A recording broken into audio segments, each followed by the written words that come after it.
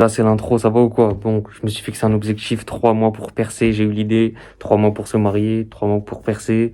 Bam, donc là, je vais tout donner pendant 3 mois, je vais essayer de sortir 3 vidéos par jour.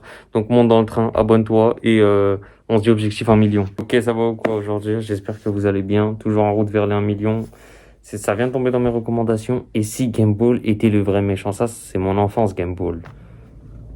C'était là, un petit chat avec le poisson, le père, c'est un lapin. Non, c'était une dinguerie cette série. Enfin, ce dessin animé.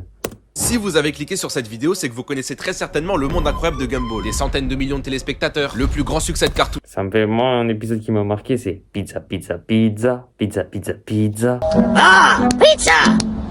Pizza, pizza, pizza!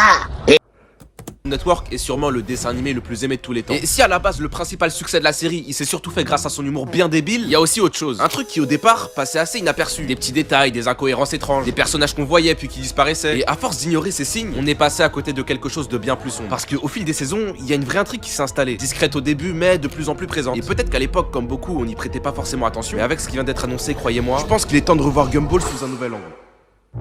Faut savoir que ce trailer, quand il est sorti il y a quelques jours, dans la communauté, il a fait l'effet d'une bombe. Premièrement, parce que tout le monde s'attendait à une saison 7, pas une nouvelle série. Et deuxièmement, parce que cette nouvelle série, elle est bizarre, genre vraiment bizarre. Gumball et Darwin se réveillent après 7 ans, personne n'a l'air de se souvenir de quoi que ce soit, et surtout, tout a l'air étrange. Vous l'avez remarqué, vous aussi. Alors forcément, on s'est tous posé la question, qu'est-ce qui s'est passé entre l'ancienne série et celle-là? Pour ça, faut remonter à ce que certains avaient déjà capté depuis longtemps. Parce que Gumball, ça a toujours joué avec les limites de la réalité. Mélanger les styles d'animation, briser le quatrième mur, et surtout, laisser des indices. Je pense que dans un premier temps, c'est important de vous parler de Rob. Bon, au début, sans être méchant avec lui, Rob c'est le PNJ originel. Il est dans le même collège que Gumball et Darwin, hein. Mais personne le connaît, il a pas d'argent, pas de meuf, pas de buzz. C'est un singe. Non, honnêtement, moi les gars, à l'ancienne, j'avais pitié pour lui. Fallait voir comment il se faisait pas respecter. Mais bon, au fil du temps, Rob, il disparaît. Il apparaît plus dans aucun épisode. Et honnêtement, vu l'impact qu'il a laissé, personne n'a vraiment remarqué son absence, quoi. Jusqu'au jour où, sans prévenir, il réapparaît, planqué chez les Watterson, où il vivait. Ouais, c'est vrai que lui, il me dit rien, tu me dis, raconte un moment de l'épisode avec lui, je connais pas. En secret depuis un moment déjà. Et là, les choses commencent à devenir vraiment intéressantes. Parce que Rob, il a plus rien à voir avec le personnage qu'on connaissait. On dirait qu'il est buggé, glitché, comme si quelque chose avait mal tourné, comme s'il avait été corrompu. Et ça, les gars, c'est à cause du néant. En fait, Rob était devenu tellement insignifiant pour la série qu'il a fini par attirer l'attention d'une entité nommée le néant. Normalement, ce truc-là, ça se contente de faire disparaître des éléments inutiles, des objets, des détails de décor, ce genre de trucs. Mais parfois, ça s'en prend aussi à des personnages vivants. Et Rob, il a pas échappé à la règle. Ok, mais du coup, pourquoi il est plus dans le néant maintenant? Et souvenez-vous de l'épisode où Molly se fait aspirer par le néant. À ce moment-là, Monsieur Small, Gumball et Darwin vont la récupérer pour la sauver de l'oubli. Et c'est précisément là que Rob réapparaît, accroché aux vannes de Monsieur Small. c'est ingénieux, je vous l'accorde. Et cherchant à trouver un sens à sa vie, Rob s'est juré de devenir l'ennemi numéro 1 de Gumball. Sauf que bon, même en méchant, il est éclaté. Tous les épisodes où il essaye de lui faire du mal, il rate, il est trop nul. Jusqu'au jour où Rob croise la route de l'un des personnages les plus mystérieux de la série, le vendeur du van. Alors oui, je sais, le nom fait pas rêver, mais croyez-moi, son cas est vraiment intéressant, parce que c'est lui qui vend à Rob la fameuse télécommande. Pour ceux qui s'en souviennent pas, cette télécommande, elle permet de ralentir ou arrêter le temps, faire disparaître et apparaître des objets, et surtout... Ok, ça me dit quelque chose. Moi, je suis pas allé jusque-là dans Gumball, là, donc là, il est en train de me spoil. Mais je vois à peu près... Vous avez vu quand il a parlé du réveil après la saison 7, ça, j'ai regardé cet épisode, mais là, ça commence un peu à... Je commence à plus suivre.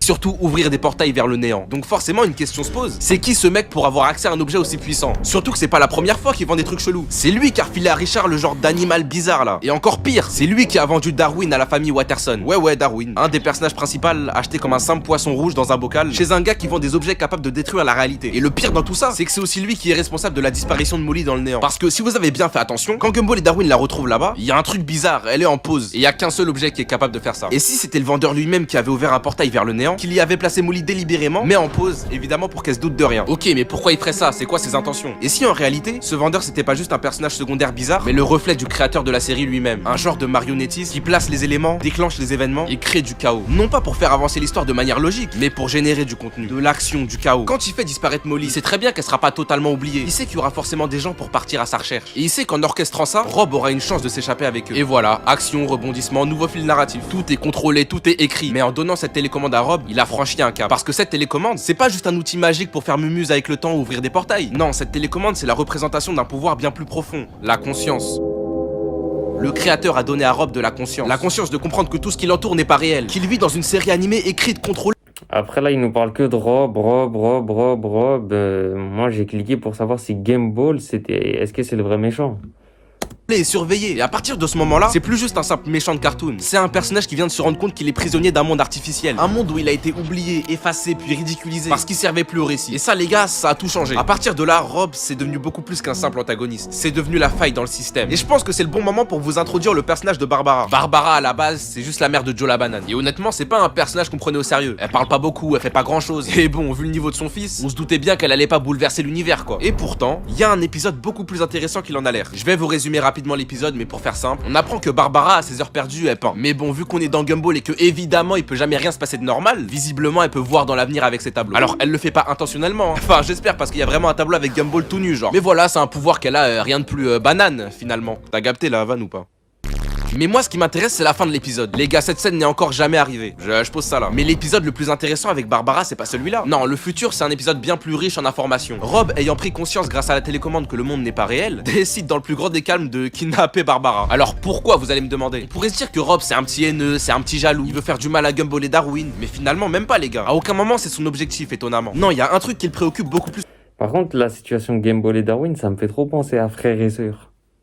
Frère ou sœur, ça se chamaille, tout ça, c'est une dinguerie. C'est pour ça que je pense que ça va parler à tout ce monde. Parce que ça, il veut à tout prix voir dans le futur, comme si depuis qu'il avait pris conscience, il savait qu'il allait se passer quelque chose. Mais les gars, Barbara c'est pas... Pas super-héros, vous voyez, donc, je peux pas tout régler. Plus sérieusement, faut comprendre que d'accord, les pouvoirs de Barbara sont puissants. Certes, mais ils sont limités à la propre existence de son univers. Dès lors que les conditions de son univers vont être altérées, sa vision va l'être aussi. Du coup, quand Rob lui demande de peindre le futur, tout ce que Barbara peut lui montrer, c'est ça. Et sur le moment, Rob il comprend pas. Pour lui, c'est flou, incomplet. Il s'attendait à une réponse claire, une vision du futur limpide. Mais là, il se retrouve avec une sorte de gribouillis. Ce qu'il sait pas encore, par contre, c'est que ces images, elles vont s'avérer super importantes. Mais ça, il va seulement s'en rendre compte plus tard, après que Gumball l'ait encore une fois balancé dans le néant. Et là, on arrive au dernier épisode en date de Gumball. Et franchement, dès les premières minutes, on sent que c'est pas un épisode comme les autres. Premier truc étrange, un nouveau proviseur. Et pas un perso cartoon, hein. Non, un humain, genre vraiment un humain. Pendant tout l'épisode. Ouais, par contre, ça a été mauvais de mettre un humain dans un monde artificiel, tu sais, un monde, tu sais, du délire, là, tu mets un vrai humain, ça casse tout.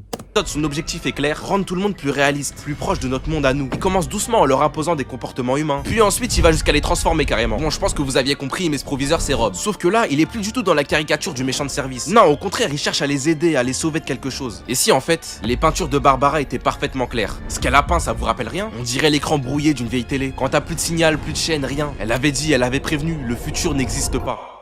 Parce que la fin de la série approche. Ok, mais qu'est-ce qui a causé la fin de la série? Pourquoi? Peut-être à cause de la télécommande cassée? Un bug du néant? La fin de l'ère de la télévision? Les gars, la réponse est bien plus intéressante que ça. Et pour bien tout vous expliquer, je vais devoir vous parler du plus grand film de tous les temps. Dans The Truman Show, on suit Truman, un gars qui mène en apparence une vie totalement normale. Jusqu'au jour où, en plein milieu de la rue, un projecteur tombe du ciel, littéralement. Et c'est là que Truman commence à avoir des doutes. Petit à petit, il remarque que les gens autour de lui agissent de manière bizarre. Et dès qu'il essaye de quitter la ville où il a toujours vécu, il se passe toujours un truc pour l'en empêcher. Un bateau qui coule, un accident, des embouteillages. C'est à ce moment-là qu'il commence à comprendre. J'ai fait? Je vais te le dire, il tourne en boucle. Le monde dans lequel il vit est faux. Tous les gens autour de lui sont des acteurs. Et depuis qu'il est né, il est observé par des milliards de téléspectateurs dans le monde sans jamais s'en rendre compte. Je vous dis ça parce que dans The Truman Show, le moment où tout bascule, c'est quand Truman prend conscience que la réalité qu'il connaît c'est une illusion. Et c'est à ce moment-là que le monde autour de lui commence à se fissurer, que plus rien n'est vraiment stable. Mais ce qui est encore plus intéressant, c'est qu'on peut pousser la comparaison avec Gumball beaucoup plus loin. Dans The Truman Show, il y a Christophe, le créateur de cette énorme télé-réalité. Et Christophe, il ressemble énormément au vendeur du van dans Gumball. Parce que tout comme lui, il crée volontairement des problèmes, des bugs, des failles pour instaurer un chaos contrôlé. Tout ça dans un seul but, divertir les spectateurs. Et quand on en revient à Gumball, Rob, lui, il a compris ce qui se passait. Il a réalisé qu'il vivait dans une fiction. Et à partir de ce moment-là, il savait que c'était plus qu'une question de temps avant la fin de la série. Parce que ce soit dans The Truman Show ou dans Gumball, si les protagonistes n'ont jamais été mis au courant, c'est qu'il y a une raison. Ok, wow, avec tout ce qu'on vient de voir, je pense qu'on peut clairement commencer à remettre certaines choses en question sur le monde incroyable de Gumball. Déjà, qui est le vrai méchant au final? Parce que dans le dernier épisode, Rob, il fait un truc énorme. Il sacrifie son image. Il choisit de passer pour le méchant juste pour protéger les autres. Des gens qui, en plus de ça, l'ont jamais vraiment respecté ni considéré. Et ça, faut le dire, c'est un acte de dévouement fou. Un vrai sacrifice. Il joue volontairement le rôle du vilain pour que les autres puissent continuer à vivre en paix. Alors que Gumball, de son côté, il joue volontairement le rôle du vilain pour que les autres puissent... Et en voyant tous ces persos, qu'est-ce que ça me parle? Le T-Rex derrière, quand l'épisode où, tu sais, tu penses que c'est une méchante, elle est méchante, nanana, nanana, et après tu découvres c'est qui sa mère ou son père, et tu vois qu'elle est gentille. Il y a qui d'autre? Elle connaît pas, elle. Mais la fleur connaît. Il y avait les voisins, là, les voisins de Gumball, je sais plus c'est qui. Lui, c'était le prof, c'était pas Monsieur Chérico. Elle, c'était sa femme. Lui, c'est le prof de musique ou le prof de tout. Lui, il était fort en sport. Les deux patates, là, ça me parle aussi. Elle aussi, elle me parle. La Dame Glace. Ah, Ballon. Ah, Ballon, ouais, ça aussi, ça me parle. Il manque des persos aussi. La Fantôme. Pas là, quels souvenirs. 7 saisons quand même. Le Nuage aussi, ceux qui ont connu. Non, c'est fort, c'est fort. D'autres puissent continuer à vivre en paix. Alors que Gumball, de son côté, je vais vous poser une question simple. Qu'est-ce qui fait de Gumball un gentil? Rien, c'est juste une idée qu'on a toujours eue. Truc qu'on a vraiment jamais remis en question. Mais au fond, si on prend le temps de regarder son comportement, ses réactions, ses décisions, je pense qu'on a le droit de se demander, et si c'était lui le vrai méchant de l'histoire? Gumball a toujours eu un comportement super étrange, et surtout dénué de toute empathie. C'est l'égocentrisme en personne. Prenons sa relation avec Darwin par exemple. Tout ce que veut Gumball, c'est être au centre de l'attention, quoi qu'il en coûte. Même si ça veut dire laisser les autres dans l'ombre. Et c'est exactement ce qui arrive à Darwin. Quand Darwin s'exprime sur le fait qu'il se sent mis de côté, qu'il sent que les gens l'oublient au profit de son frère, Gumball, lui, il fait tout pour nier cette injustice, pour rester devant, pour garder la lumière braquée sur lui. Pareil avec Rob. Gumball est tellement égocentrique, tellement accro au fait d'être au centre de l'attention, qu'il est prêt à se créer un ennemi, un adversaire qui à plusieurs reprises a carrément mis sa vie en danger, tout ça juste pour être sous le feu des projecteurs. Et le pire dans tout ça, c'est que au-delà de ses actions, la série nous a laissé plein d'indices sur sa vraie nature. Le jour où il se réjouit que sa famille ait disparu, le jour où il a clairement dit qu'il se sentait plus comme Voldemort qu'Harry Potter, et le jour où il a failli littéralement aller en enfer. Et si au fond Gumball c'était le vrai méchant, et si tout ce qu'il a fait pour empêcher Rob de connaître et surtout de révéler la vérité, c'était volontaire. Parce qu'au final, s'il y a bien un personnage qui brise constamment le quatrième mur, c'est Gumball. Et ça veut dire une chose, lui aussi il sait qu'il est dans une série, mais contrairement à Rob, il cherche jamais à s'en sortir, comme s'il attendait quelque chose, comme s'il surveillait un événement qui s'est probablement déjà produit dans cette nouvelle série. Et si ce que Rob avait compris au fond, c'est pas juste qu'il vit dans une fiction, mais que cette fiction elle est entretenue, protégée et contrôlée par Gumball lui-même. Et si dans ce monde Gumball c'était pas juste le protagoniste, mais aussi le gardien du récit, celui qui refuse que tout s'écroule, même si ça veut dire sacrifier ceux qui découvrent la vérité. Et c'est là que ça prend un tournant assez dérangeant. Et si le véritable créateur, le vendeur du van, c'était Gumball? Et ça, il y a un seul moyen de le savoir, ce sera en regardant le monde étrangement bizarre de Gumball. Oui, mais à quoi ça va ressembler? Parce que moi, si c'est pas comme avant, je vais pas regarder, hein. Tranquille, je vais tout vous expliquer. Parce que en dehors du trailer, Ouais, c'est vrai que ça aussi, c'est valable, hein. Toi, tu regardes Gumball, mais tu vois, ça change. Ils commencent à mettre des vrais humains, ça casse tout. Là, c'est le monde étrange de Gumball que tu regardes. C'est pas, tu commences à regarder, il met des humains, il met ça casse tout. Faut qu'ils sachent doser. Tu sais, des fois, tu regardes même une série, tout se passe bien, d'un coup, ils veulent tout changer l'histoire et maintenant, ça part en cacahuète. Reste sur ta trajet, comme on dit, on change pas une équipe qui gagne. Fais ce que t'as toujours fait, ouais, mais faut innover. On change pas une équipe qui gagne. du trailer, on a déjà eu un aperçu très concret de cette nouvelle série. Enfin pour ceux qui avaient la chance d'être au festival d'Annecy. Parce que là-bas dans le plus grand des calmes, Cartoon Network a décidé de balancer l'épisode 1. Comme ça, tranquille. L'épisode en question c'est le burger. Et ce qu'on y voit c'est à la fois très intriguant mais rassurant. Déjà on retrouve bien Gumball et Darwin dans une ambiance qui reste fidèle à l'ancienne série. Humour absurde, enchaînement de scènes drôles, mais il y a aussi des différences claires. Le style visuel semble encore plus expérimental, avec un mélange plus poussé de 2D, 3D, marionnettes, CGI, voire prise en vue réelle aussi. Le ton est toujours aussi absurde, mais encore plus rapide. Et surtout le rythme est vraiment plus chaotique. On voit vraiment que la série elle assume à 100% son délire sans jamais faire de pause. Bon, l'épisode en lui-même il est simple. Gumball et Darwin veulent manger sainement, mais ils découvrent que tous les magasins de la ville sont contrôlés par un seul mec, Build Burger. Franchement c'est toujours Gumball hein, mais avec un ton plus nerveux, plus surréaliste, presque trop rapide un peu. Et c'est là que tu sens que la série elle est vraiment montée d'un cran. Par contre aucune trace de Rob dans cet épisode, donc est-ce qu'il a été effacé, est-ce qu'il va revenir plus tard? À l'heure actuelle on n'en sait rien. Peut-être que l'épisode fait juste pas partie de l'intrigue principale. Bref, la série est vraiment pensée à la fois comme une suite directe, mais aussi un point de départ pour un nouveau public. Comme si c'était un prétexte pour recommencer l'histoire différemment. Ok. Franchement, très très bonne vidéo de sa part. On lâche le pouce bleu. Ok. Par contre, il a débité, hein. Il a beaucoup parlé. Limite, il te laisse même pas le temps il te laisse même pas en placer, même pas le temps de mettre pause pour bien. Ok, non, franchement, très bonne vidéo. Après, c'est dommage parce que moi, j'ai pas trop suivi avec Rob. J'ai tout regardé jusqu'à la saison 6, du coup. Et saison 7 avec Rob, si c'est à la saison 7 qu'il apparaît, je l'ai pas vu.